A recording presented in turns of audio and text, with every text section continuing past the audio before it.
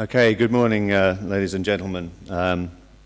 Just to start off, a few highlights, which I think you'll find interesting. Yeah, the energy transition is happening just at the moment, and the whole energy scape is being transformed, as was mentioned earlier. This is in the light of what happened with Macondo. The estimated losses for that were about $47 billion, and that really started people thinking about what the potential consequences of some of our activities around the world could be. Just to mention, Macondo happened in probably the best place it could happen anywhere in the world, with all the media facilities, all the regulators, all the drilling facilities, every kind of emergency equipment you could imagine was available for that, and it still cost $47 billion. Were that to happen in some other part of the world, rather more remote, you can just imagine what the situation would be. Maybe the cost would be different because they have fewer lawyers elsewhere. So the oil and gas industry is undergoing its own natural selection, if you like, given what's happening around the world. There's a need for more flexible business to exploit new energy resources. And if you look at the financial markets, there's a trend these days for decarbonisation across the board. But one thing that's coming up, of course, is renewable energy. And the costs for that are in free fall at the moment if you look at what's happening in the North Sea, which is encouraging. A few more highlights here. Today's talk is talking about the digital aspects of the oil and gas industry and how those are being used. The big players these days are the big cloud computing companies, people like Google, people like Microsoft, Amazon, who have tremendous computing power, and they're matching up with the oil companies to start transforming their business in many kind of dimensions. So the fourth industrial revolution is already here. So basically get digital. And we've had statements from Shell that says it plans to be the largest electricity company in the world, which is quite a statement. We've also seen from in Norway, the Norwegian sovereign fund, which is currently worth $1 trillion, is withdrawing from investments in oil and gas. So this $1 trillion came from oil and gas, but now they've decided they want to invest it in things that are not in that particular vein. So that's a transition of a whole society, if you wish, from oil and gas into other things. Other things that are happening around the world is millions of people, particularly in China, are moving from a low level of income to mid-income. The consequence of that is they need more power. So there's still a demand for energy around the world, but as you go up through the scales of society, you consume more power. I don't know what the rankings are per head of power use. It used to be that United States per head was the highest and Norway was second, but I don't know what the rankings are now. And so the oil and gas industry is having to reinvent itself, if you like, to adapt to this situation. How's it doing that? If you look at the operations themselves, all these aspects of artificial intelligence, machine learning, digital twins are all being employed at the moment to improve their business. There's projects going on at the moment to re-evaluate 1,000 wells in the North Sea using big data analytics to see if oil has been missed in certain areas. Digital twins are being used to improve the efficiency and evaluation of projects. Shell is going towards a data-driven oil field, and some various other operators. And also big data is used to monitor these operations rather more closely, not only from just equipment and forecasts and efficiencies, but in terms of environment as well, and I'll move on to that shortly. So with these vast amounts of data that are being used around the world, who are the big users?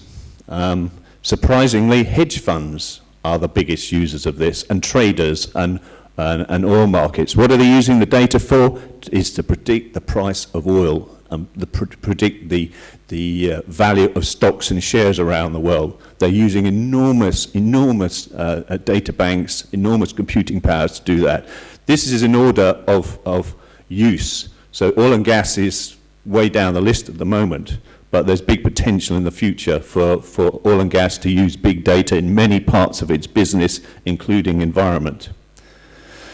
So we're in the space age now.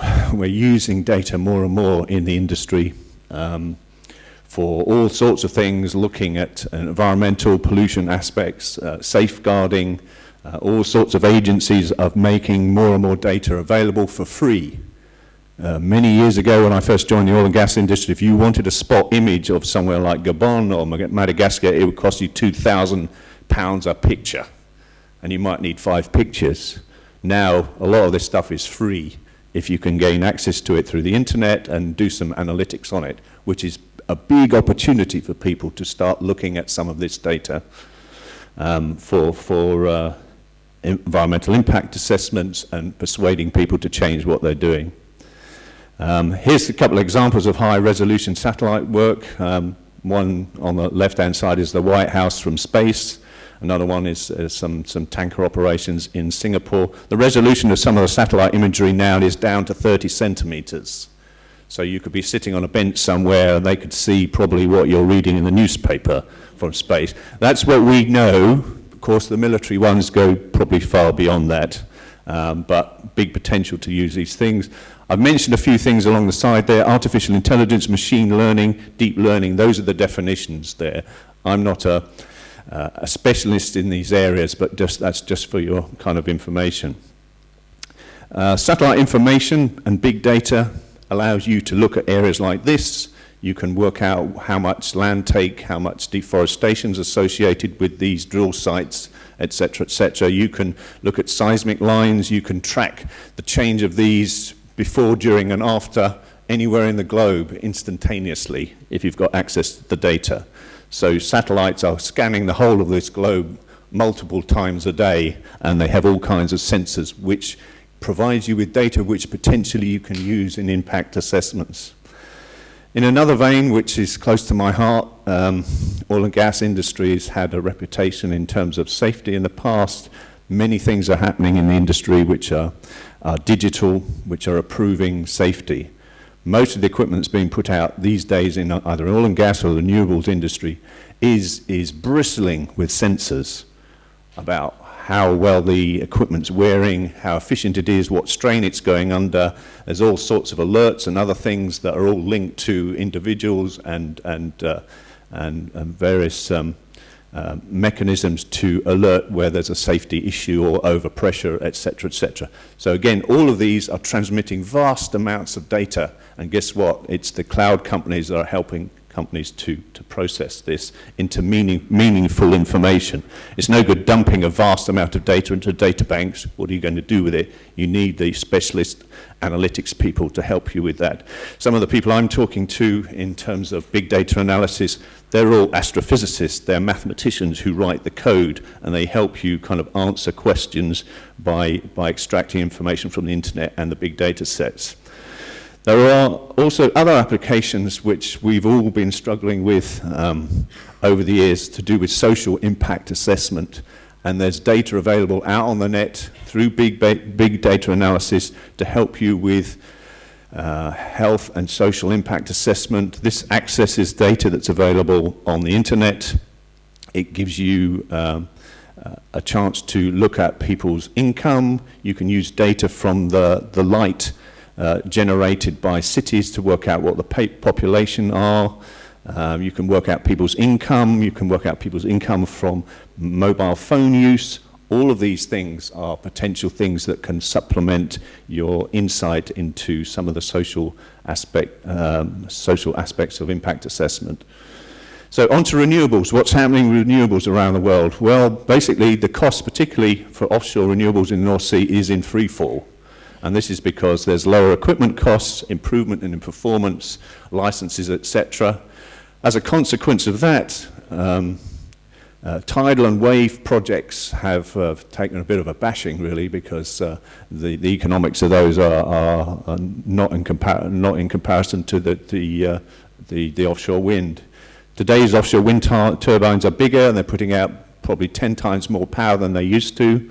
Deployment is quite an art these days. I think the current figures are that one new turbine structure is being put out per day in the UK. In fact, the UK is probably leading in terms of the offshore wind renewables at the moment. The whole licensing process has become rather more streamlined, and companies are being more agile at getting a go for a project. They have all the data available, etc., for these large developments. And of course, new markets, not just in the North Sea, but in the US. There's Japan, Taiwan, China is expanding, and maybe Australia as well. Offshore wind originally was fixed bottom solutions. Basically, you have to build a structure that's limited to 50 meters or so due to the escalating costs into deeper water. The new frontiers will be floating wind, so you can put wind farms out in very deep water, depending on what the anchoring arrangements are. The world's largest floating turbines have been set out in Scotland, but there's all sorts of plans for these kind of developments in the future. Some of the biggest wind farms, such as Hornsey, are in the North Sea at the moment. There's also Dogger Bank coming up, which will produce about 4.8 gigawatts. And according to the Global Wind Energy Council, 36% of the offshore wind capacity is controlled in the UK at the moment. So renewables is really moving at the moment. I mentioned a little about environment.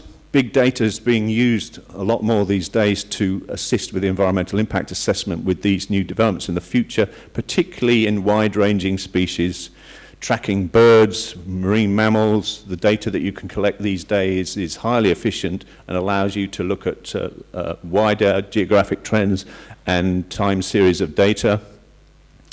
Big data is also helping in the operation and maintenance of all these facilities because, as I said, they're bristling with sensors. So you can work out when's a good time to maintain these things, if there's a potential problem, basically increasing the uptime of these facilities offshore. All of this is being monitored by systems like NG have got called Darwin, which basically looks at these pieces of equipment and tells you when the optimum time to do things with that piece of kit to keep it running.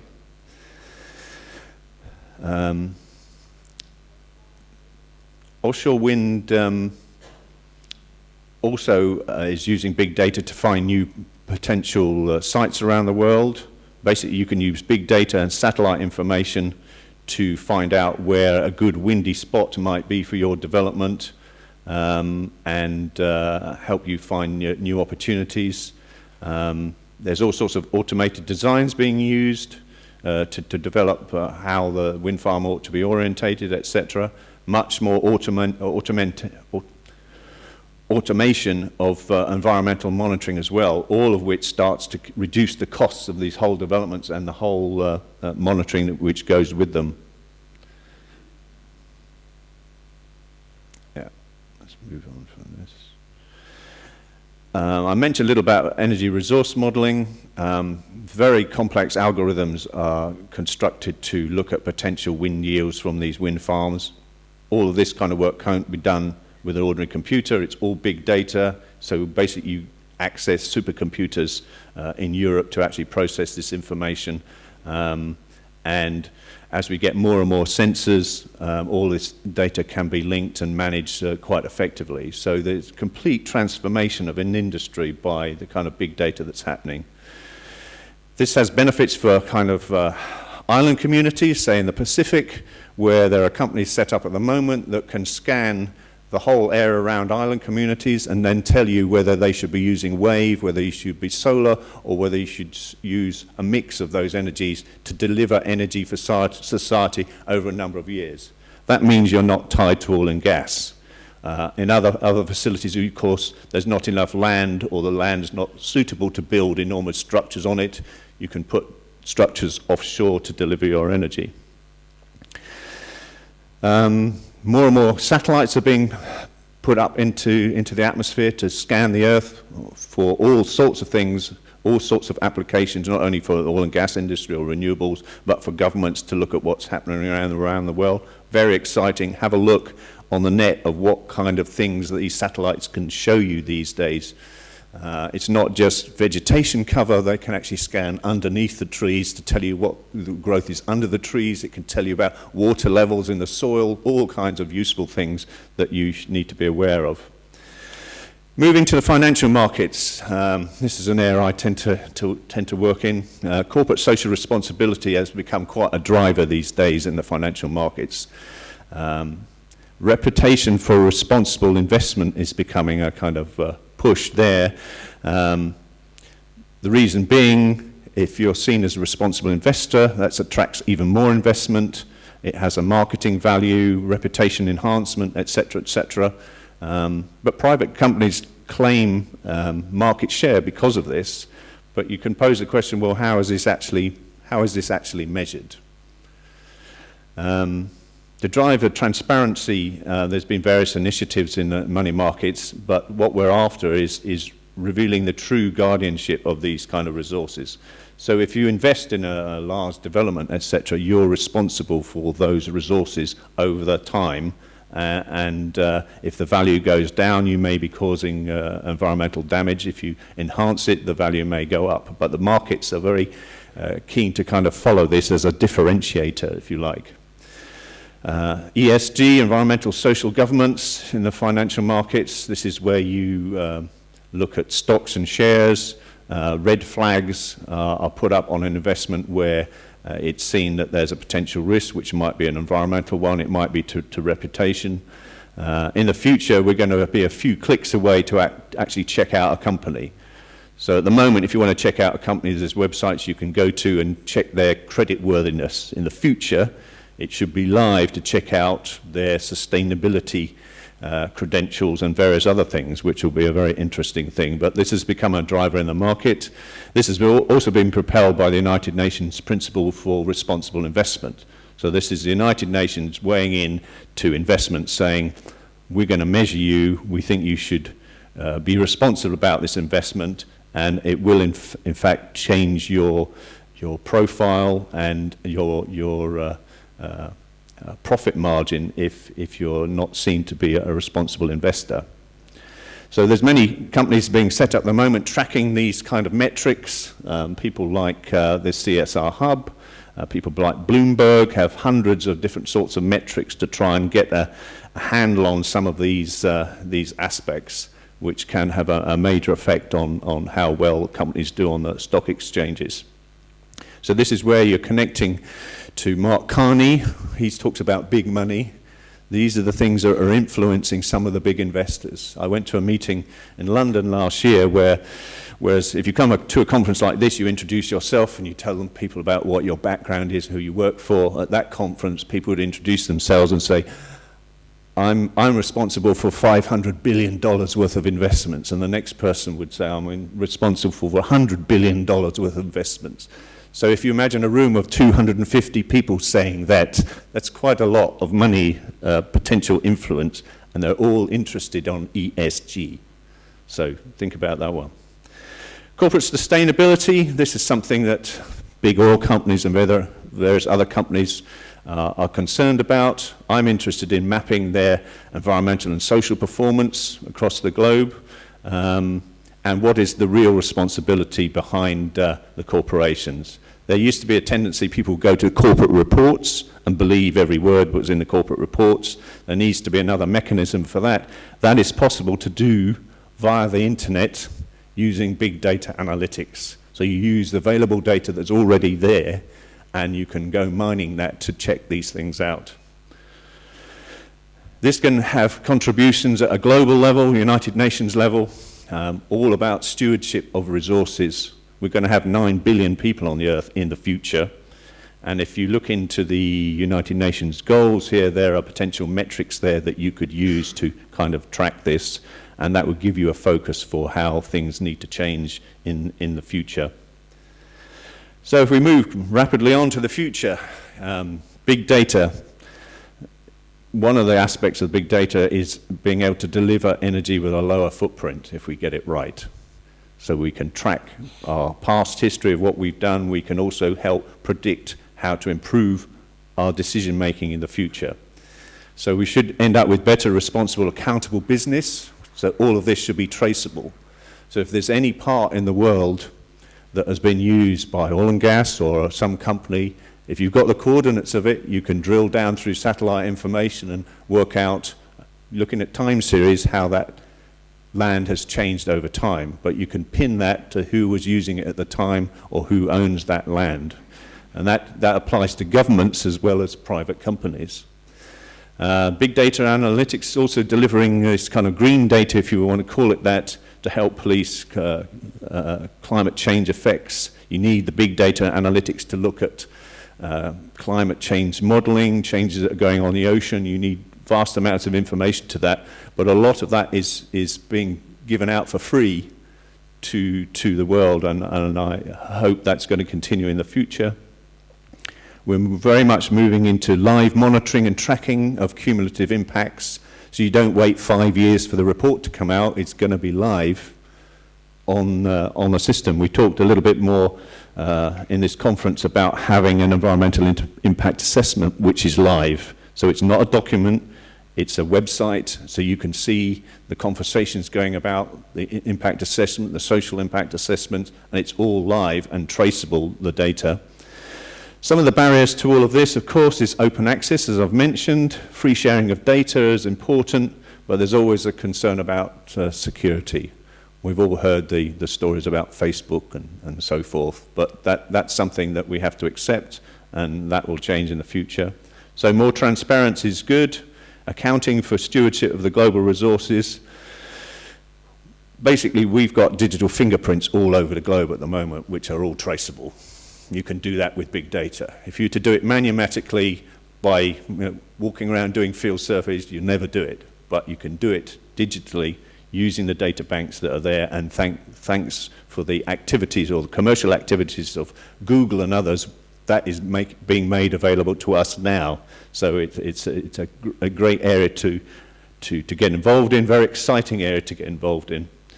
So we're moving towards live tracking of performance on the net of companies, not annual reports, live, and that's been stimulated by the money markets. So if you want to check out what to invest in, you can check out what was the last thing this company did somewhere in the world.